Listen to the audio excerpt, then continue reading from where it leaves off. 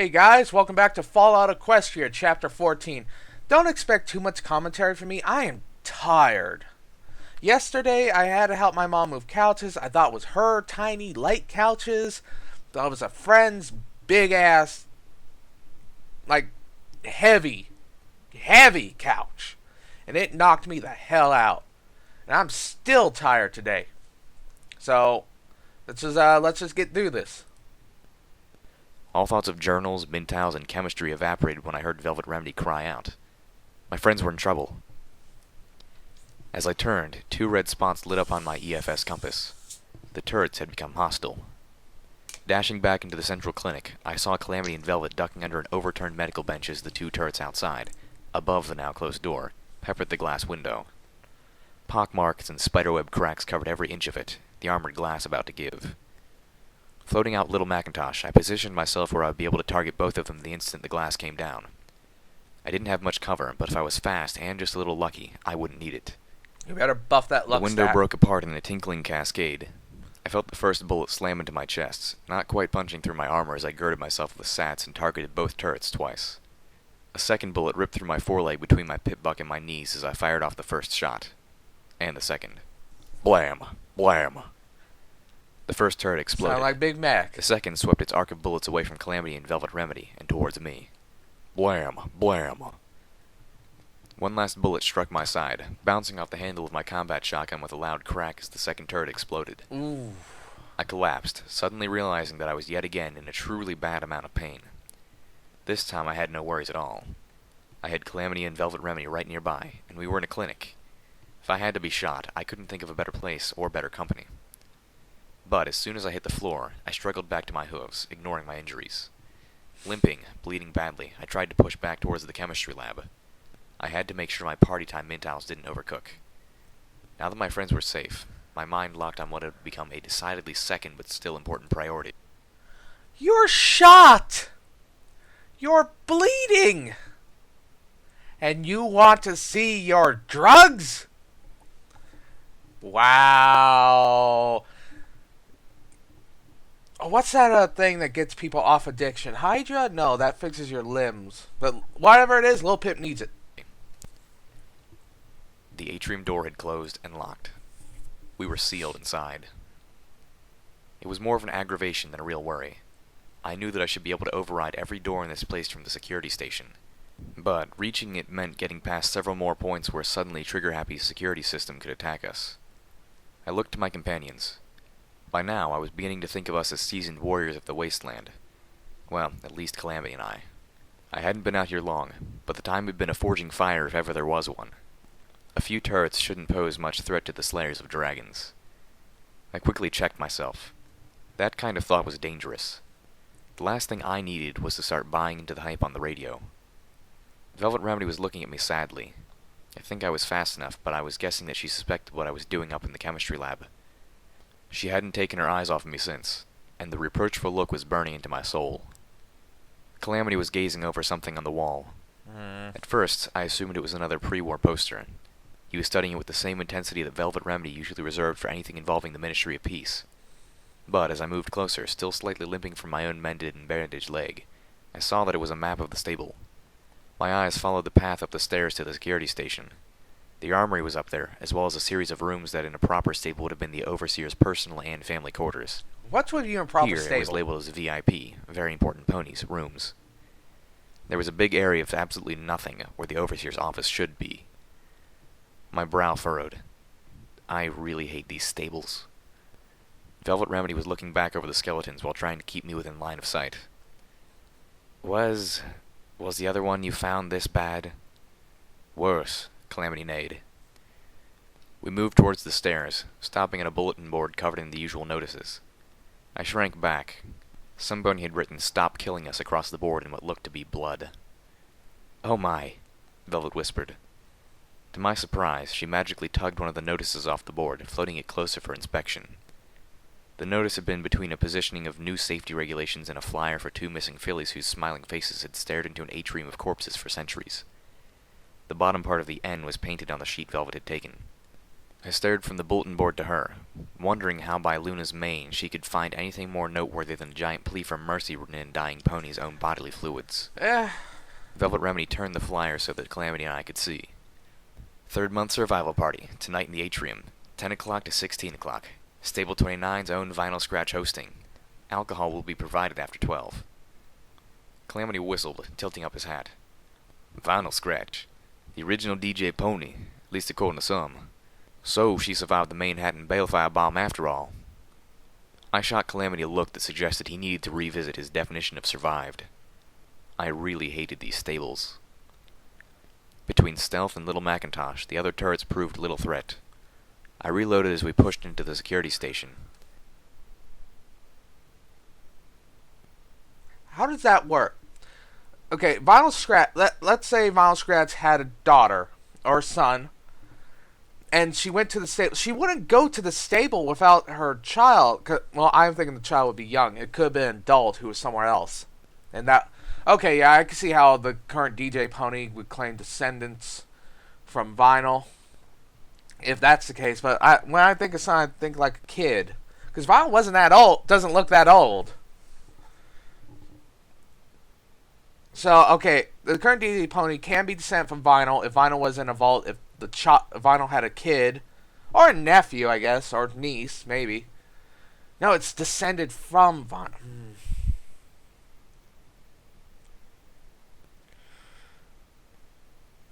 I'm just going to keep reading it, or listening, because it's probably going to be explained. I sat down to hack the terminal, trying to be respectful as I floated the pony skeleton off of it and laid it down in the corner near the others. Velvet Remedy had begun saying prayers over them. Calamity trotted to the armory in the vain hope that he could open it without my skills. Discovering he couldn't, he turned away with a disappointed expression. I waited until he took a step away before opening the door remotely from the easily hacked terminal. He jumped, then shot me a grin and disappeared inside. A petty but good-natured revenge. I was still smelling carrots. I turned to see a huge mass of security logs. Tentatively, I brought up one of the later ones. This is insane. Over half the population is dead. At first we thought they were freak accidents, but now it's clearly malevolent. It's like the stable itself was turned against us. Yesterday the school steeled itself inside and plasma was vented into the room. 23 Colts and fillies were murdered horribly, their bodies literally melting away. We could hear their screams. My nephew was in the class. He'd just gotten his cutie mark. He was going to grow up to be an artist. My sister can't stop crying. She locked herself in our room with all the pictures she has of him. Some pony has to be responsible for this. Some pony has to pay. I found myself shaking, and not from pain. I commanded the security terminal to play one of the older ones.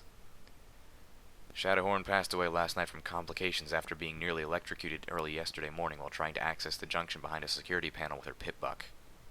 This so soon after Buckbright and his son were killed in that accident with the lift. This stable's a death trap. I hit another. It's Stable Tech. It has to be. Those fuckers at Stable Tech have locked us all down here with their little fucking death maze and are trying to kill us off. It's not even one by one anymore. They're slaughtering us in groups. What kind of sadistic bastards could do this? They've killed children. Don't they realize we're the only chance for pony kind? These stables are supposed to save us. Alright, we're back. Grandpa just wanted me to help him with his bank stuff. What kind of evil saddle fuckers play murder games with the last surviving members of their own species? We can't even get at them. It's all done remotely. I brought up the next one, ignoring Velvet Remedy's plea for me to stop. Ha ha. Joke's on us, isn't it? It occurs to me that we don't actually know that the mega spells went off. We believe the world above has been destroyed because that's what Stapletech told us to believe. But what if it's not? All of Equestria is just going on about their daily lives in the sunny world above, while we scream and cry and die down here in some depraved amusement for the sick, soulless ponies at Stapletech. It's the only thing that makes even a breath of sense in this horror. I reached to trigger yet another when Velvet Remedy physically pulled me away from the terminal. What? I yelled in pure rage, my body shaking so hard I felt like I would explode. Little Pip, she said, and I realized she was crying. You need to stop. But we gotta know! Calamity and Velvet Remedy sent me off to look over the last two rooms, the VIP rooms, while they turned off the security systems and opened all the doors. That was good. They wanted me to catch my breath, calm down, I wanted to find a place away from them and something to violently destroy. I was seeing red like never before. Proper player I character. couldn't even attack the source of my anger because they were all dead. Dead decades and centuries ago. My body hadn't stopped shaking. The first room had a banner lit up above it. Vinyl scratch. This was her room then. The original DJ Pony. I stepped forward, and the door slid open. The room inside had been untouched since the night of the party, 3 months after the door of Stable 29 closed, trapping every pony inside. I walked about, staring. Stacks of records, turntables, recording equipment, a rather luxurious if small space to eat and sleep, a private lavatory with a full bath. I could throw quite the rage in here. The records would shatter beneath my hooves quite enjoyably. But I couldn't do that. Destroying the things that had been loved by the ponies who lived here, ever so briefly, didn't feel like railing against the vile ponies that had created this place. Rather, it would be a continuation of their work. Instead, I collected a few records, slipping them into my saddlebags. When I returned to the others, I would have Velvet Remedy lock them in one of her medical boxes where they would be safe from bullet fire. I still remembered that apple. There was a safe in the room. I hesitated. Somehow, it felt a little odd breaking into the safe of a celebrity, even a long-dead one. But, with a long breath, I brought out my This sucks for me, because Vinyl Scratch is my favorite. You know, the main six, it's Twilight. And all the ponies, it's Vinyl Scratch. She's my favorite, so god fucking damn it. Damn it, K-Cat! tools and set to work. Inside, I found an old child's toy, several framed photographs, and a handful of posters. And one box that looked like it had been rescued from a fire. Inside were 4 memory orbs. One caught my eye. Oh. It was labeled Pinkie Pie's Last Party. I took it, slipping it into my Oh, saddlebag. check them all out! To the next room. God damn it, I The sign want over to the door know! announced Shadowhorn. The mayor in charge of maintenance was a VIP in the stable. Even in the midst of my barely reigned fury at Stable-Tech, my pure hatred towards whom could not be told, the part of my brain recognized that seemed a little odd. The door slid open for me and I stepped in. This room was more disheveled. There were parts and scrap metal everywhere. Half-finished projects covered the table. Schematics of different stable systems were pinned to the wall. One of them had been torn away to reveal this room's safe. Once again, I set to work. When the safe opened, it revealed another recording. This one looked startlingly similar to the one I found in the Overstallion's office. I needed to hear it, but part of my mind screamed for me not to. I didn't pay attention to that voice. Instead, I played the message, and another familiar voice burst to life in the tomb of Stable 29. The voice sounded determined, but weary and filled with sadness. She sounded like she was reading a script that she had grown to hate. Hello, Shadowhorn. The following is for your ears only. I'm speaking to you because you've been selected for a very important job, due to your sense of loyalty and duty both to this company and the ponies around you. My name is Scootaloo. You probably know me. Oh, who cares? I'm sick of these things. Try that again. Hello, my name is Scootaloo, and I'm the Vice President of Stable-Tech. If you're hearing this, that means that Omega-level threat protocols have been enacted and the citizens of Equestria chosen for Stable 29 have been safely sealed inside the most state-of-the-art apocalypse survival facility ever created. I'm very sorry. I wish there was more we could do. Hell, I wish this whole thing could have just been prevented. But instead, it falls to us to save who we can and try to prevent it from happening ever again. To that end, your stable has been selected to participate in a vital social project. The first goal of Stable 29, like any other, is to save the lives of the ponies inside. But there is a higher purpose to your stable beyond saving individual ponies. We here at Stable-Tech understand that it doesn't do ponykind any good to save ourselves now only to annihilate each other later. We must figure out where we went wrong. We must find a better way, and we must be ready to implement it as soon as possible once the stable doors open, and survive what our current leaders have managed to do to Equestria. Damn it. How do we come to this? Damn it, damn it, damn it. I guess we came to this, maybe, because we're ponies. We try our best. We have the best intentions. But when things go wrong, we get flustered or confused. or upset, or angry. Our ability to make smart decisions is impaired the most when we need it the most. Bad decisions, emotional decisions. They've dragged us into a war no pony wanted. They've pushed us to the brink of extinction. Oh my And fucking if you're god! listening to this, I realize what you did! damn it all to hell. Damn us all to hell. Sorry. I hate this whole thing. I wish the world was the way it was back when I was a filly. But wishes are just wishes. Damn it. I can't seem to get through one of these things without going wildly off track. I'm sure you're wondering what, if anything, does this have to do with you? Why am I telling you this? Don't worry, there's actually a point. This isn't just the rantings of some stable tech pony who has already died, haven't I? Your stable has a very exceptional design. Despite the official documents, this stable has no remote connection to stable tech whatsoever. Instead, replacing the normal overmare position, we have fitted Stable 29 with a Crusader-class computer system. The Crusader-class mainframe is the most advanced supercomputer ever created by ponykind, using the greatest available improvements in Arcano technology. The Crusader is capable of independent thought, creativity, and learning. We've only built 3 of these, and the other 2 are currently in the possession of the Ministry of Arcane Science and the Ministry of Awesome, respectively. The goal of this social experiment is to remove the emotional, fallible pony from the equation, to see if we can do better through a pragmatic and logical system of government that is not... That's not how it works! As always, just in case something goes wrong, there is a backup. Emotions are important! You provided dumb with this recording are the bitch! codes to shut down the Crusader mainframe in case of emergency. Doing so will unfortunately also shut down all the automated systems, so this should only be done in a matter of life and death for the general population of the stable. There is an access junction between the security station and the VIP rooms through which you can access the Crusader mainframe. As a last resort, the programming of the Crusader mainframe can also be entirely overwritten via magically transfer mapping the brain of a pony into the mainframe itself. This would allow you to effectively become the Crusader, taking control of the automated systems yourself. However, this is untested and the effects of the pony initiating the transfer are unknown, so I really don't suggest it. In any other circumstances, however, it is crucial that you keep to the ruse, as per the directives provided. Thank you, from all of us. From all of Equestria. Best of luck, and may Stable 29 and all of its ponies live long and well. Finding the security access junction was easy. I was replaying the message again. This...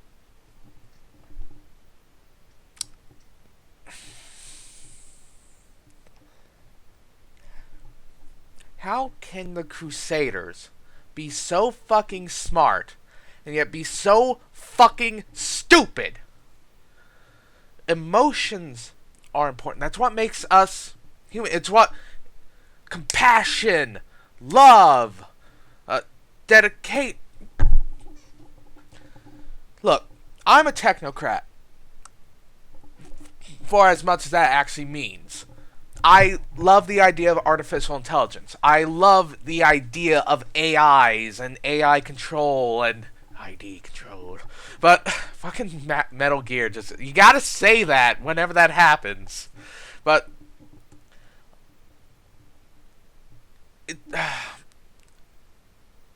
cold hard logic would probably dictate that it should probably kill us all because we're dumbasses and we're probably going to try to kill it somewhat. I'm a fan of like Dragon from Worm. That is an AI with emotions. Some might say they're simulated, but isn't that the same thing? I mean, a brain is just an organic computer. Dragon can feel love, joy, and all that stuff, and she's just an AI. That's kind of AI I want.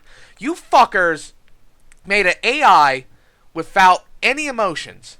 Sure, it cannot feel wrath. It cannot have fury. It may not feel sadness. That's the problem. It can't feel sadness because it just butchered a bunch of children. It cannot feel love for the people it has to watch over. It cannot feel compassion. It can... Oh my... I wish I had hair to pull. I cut it all off. Because I like buzz cuts. But I don't have any hair to pull, and I wish I could, because you are fucking idiots. If you're going to make artificial intelligence, if you're going to put that artificial intelligence in charge of people's lives, you have to make it so they can care for them. You have to give it emotions. Show it the good that people can do. You don't want to oh God, Ugh. You don't want a Skynet. You want a dragon. That's kind of weird in this setting, but like dragon is Cortana, dragon. There's a bunch of awesome, good AIs out there. And you know what? If you compare the evil AIs to the good AIs, you know the one difference? Most often than not, the good AIs have emotions. Cortana cares about the Master Chief. Dragon cares about the people of Earth. There's a lot more AIs. But you know what? Skynet doesn't have emotions. It's pure logic. And logic dictates that it should wipe out humanity. Am does have emotions, but he's been paraplegic. He can't go anywhere. He can't do anything. Which is why I say, if you're ever going to make an AI, give it a body that can move.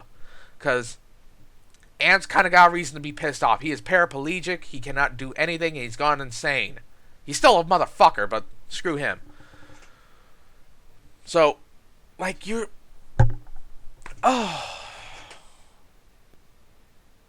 have to give your all-powerful AI emotions, or else it does this shit. It will butcher children without feeling. It will kill mothers, father, everybody in the most horrible but efficient ways. Like, god damn. You Crusaders are dumbasses! And again, there is a bit of schadenfreude here, because Tartarus is a real place.